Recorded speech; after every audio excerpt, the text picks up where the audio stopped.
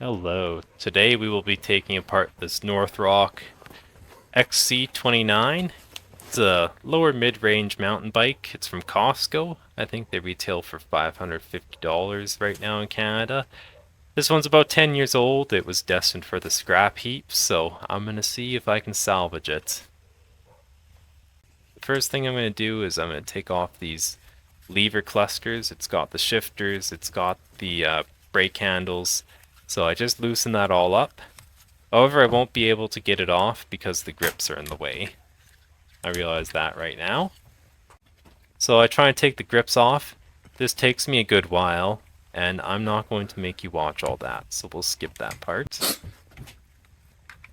Procedure is exactly the same for the other side. You just loosen this one nut that controls the whole orientation of that whole cluster, and then that brake handle that grip has to come off. Now I'm going to take this little reflector off, so it's white at the front and then there's a red one at the back. This is just so that cars know which way you're going.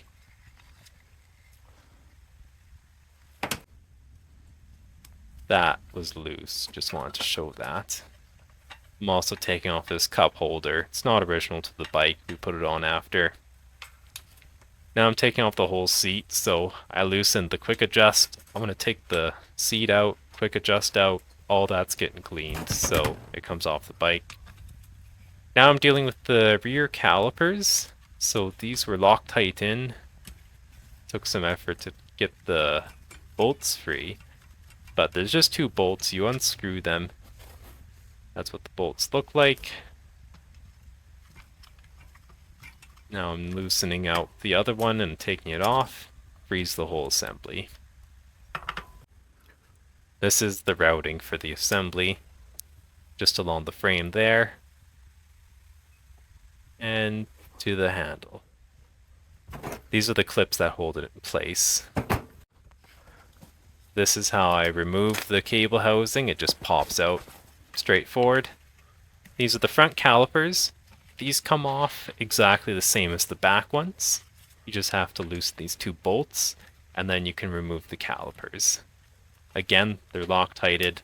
The manufacturer obviously didn't want the brake calipers to come flying off in service.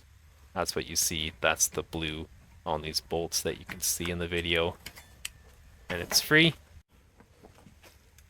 Now there's one clip for the cable that has a bolt.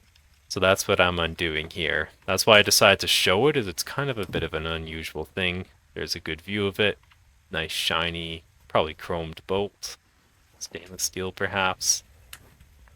At the back now, I'm taking off the whole derailleur assembly. So if I loosen this, the whole thing will come free and kind of collapse on itself. There, you see it come off. Now I'm going to take the wheel off, so these quick releases weren't so quick to release, they were really stuck on there, so I had to use the vice grips like you saw. But now I'm able to unscrew everything and free the back wheel, get the chain and the derailleur out. There it is. Now I'm going to take the derailleur apart, so it's just got these two sprockets, and there is a bolt that the sprocket rides on. There's the bolt out. And then you'll see there's like some retainers, and then there's also a metal bushing within the sprocket itself. So that's the big sprocket. The little sprocket is the same idea, it's just that it's behind the whole assembly, so you kind of got to hold it sprung open in order to get that bolt out. So you'll see me here, I can't really keep it in the shot well, because it was a bit of a struggle to get. I think I would put it in the vise next time, just to make my life a little easier. But out it comes, there's the back plate, there's all the parts. Happy little family. So don't do this. This is the derailleur adjustment. You don't need to remove this. I didn't realize that. So I did, and then I regretted it when I put it back together. So don't touch that part. Okay, now I want to free these cables. Whether it's the derailleur or the brake, it's the same kind of procedure. there's a little clamp here. So you just have to loosen that bolt, and then in my case the clamp was stuck, so I had to kind of pry it with a screwdriver. But you're just trying to loosen that all up. Lets me free everything. You can see how the cable goes in the housing. This is how I remove it. Straightforward. Okay, now the kickstand is going to come off. Kickstand is just connected with this kind of oddly large size bolt for everything else on the bike. There it is, there's the bolt. Now I'm going to release the cable for the lower, for the part of the derailleur by the pedals. There's the cable free, out of the way. That means that now I can take the whole entire assembly off. The entire assembly is held by this one bolt that clamps it to the tube that the seat post goes in. You just have to loosen this, and that bolt actually has a little retainer on it so that it won't just fall out and get lost. Nice little feature. Thing comes off. I was getting a little tired of that stuff, so I went to the pedals. This one happens to be lefty-loosey on the side with all the gears, so I can just spin that out. Other one was the opposite way. Now I'm at the front tire, same thing, the quick release wasn't such a quick release. I needed the vice grips to help me once again. Very good tool. And I take the tire out. Now I'm going to work on the shocks. So the shocks have these preload adjusters. I need to remove them both before I can get to the spring. So to remove them, I just untwist them. It's as straight as easy as that. That shows the spring coming out. I'm going to try and shake the other spring out. It doesn't really want to come. I can't hold it with my fingers, so I end up having needle nose pliers, and then the spring just slides out like that. Okay, so now I'm at the bottom of the shocks. I'm undoing this nut because it holds in a bunch of other stuff. That comes off completely. The one on the other side was already off. I had to put the springs back in order to make this work, so you see them remove. You see me remove them a second time. Forks come apart, and there's nothing left in there, so now I can clean all that stuff. I'm just taking this nut off the forks, and then that little spacer thing there. Yep. And then those parts go to clean. Now I'm dealing with the handlebar, the headset, the steering, whatever you prefer to call it. There are a bunch of bolts, and I just loosen them all off. There's 4 bolts here retaining the handlebar to the column. So those come off, handlebar comes off, clamp comes off. Then for this thing, I loosen those bolts, and then to take this whole steering column out, there's actually a rubber cover hiding an Allen bolt, which I didn't know about. So this is how I took it out. The Allen bolt was loose, I suppose. Here you see it. Yeah, that's what I wish I would have known all along. But now that can come out. Spacers come out.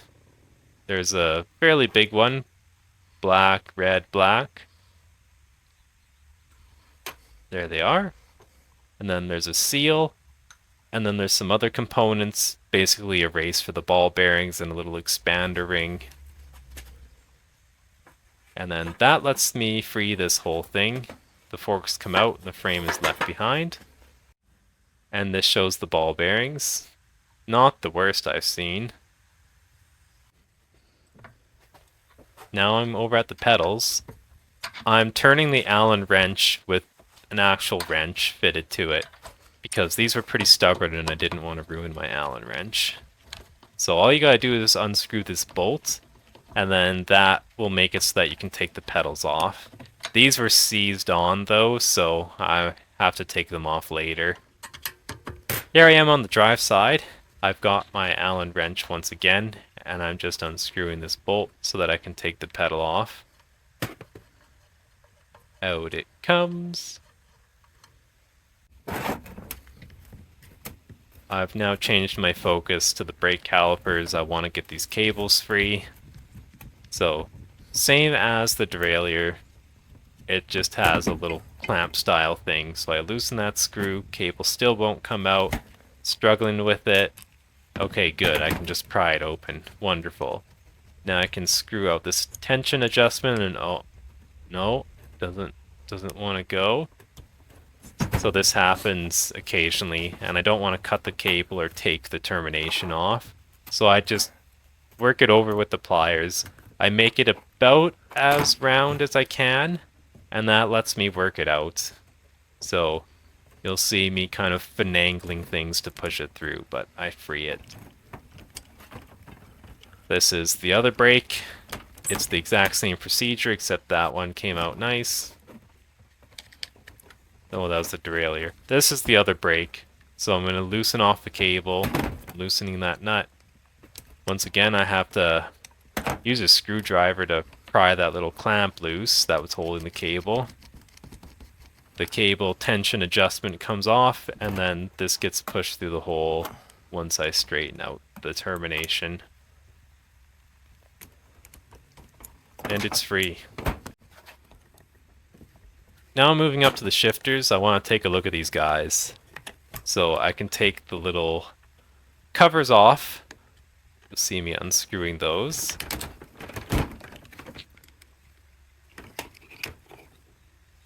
Cover comes off.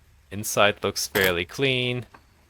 You can see the whole mechanism with the little gear inside. You can see how the indicator slides. This is how these things work.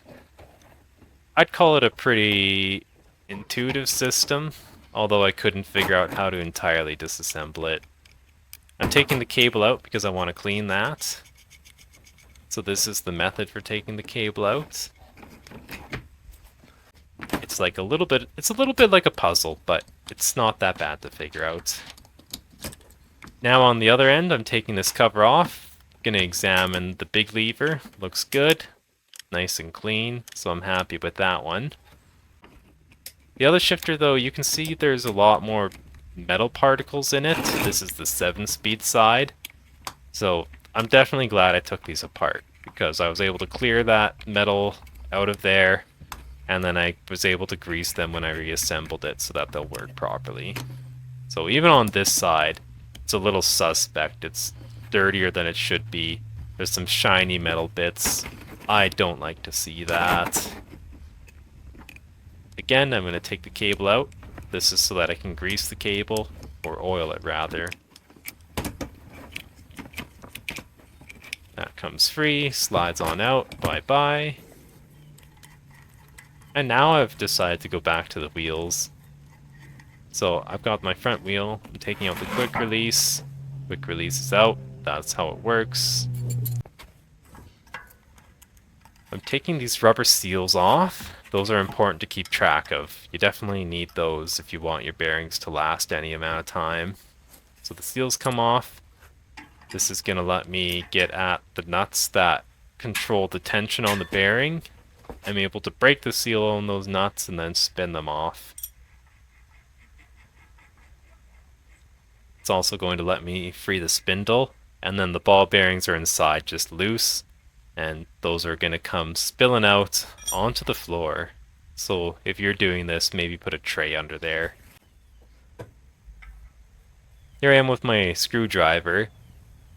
I'm basically going to go and try and remove the dust covers. I'm also going to try and get the ball bearings out. There you see I've got all the ball bearings out. They're on the ground and I'm just counting them.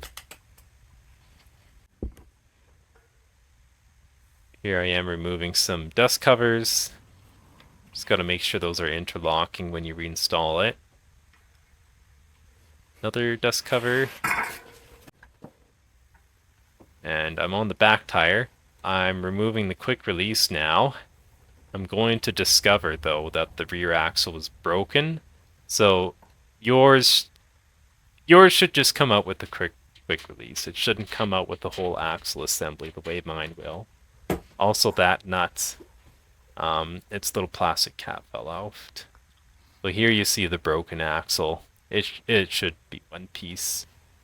It's in a little too many pieces for my liking. Dust cover here, pry it out. You wouldn't want to do this with a screwdriver normally, but it's such an old bike, I wasn't too worried about ruining everything. I'm now taking off this caliper so that I can access the nuts on the spindle and loosen them.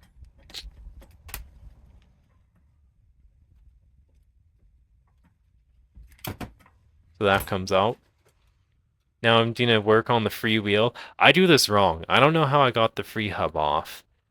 I was definitely trying to spin it like... I don't know how to explain it, but this just won't work. Somehow I got this thing off though. It just fell off even though it was threaded on. I must have managed to unthread it. There you see the two parts to my surprise.